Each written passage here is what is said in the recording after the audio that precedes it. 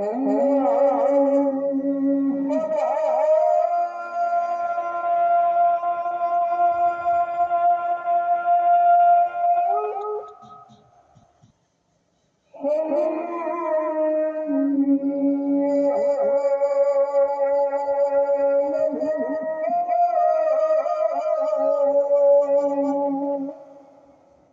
Prophet, peace and blessings of Allah be upon him, prayed facing Jerusalem for 16 or 17 months, and the Messenger of Allah, peace and blessings of Allah be upon him, wanted to pray facing the Kaaba.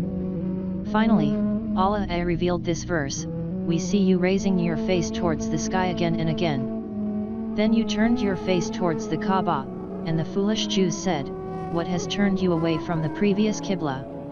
Say, to Allah belongs the east and the west. Allah guides whom He wills to the straight path." When the Qibla changed, a man prayed with the Prophet, peace and blessings of Allah be upon him. Then he left after the prayer and passed by a group of Ansar who were praying the afternoon prayer facing Jerusalem.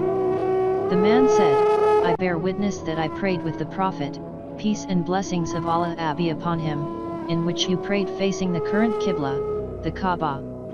Then the congregation turned, while praying, and faced the Kaaba.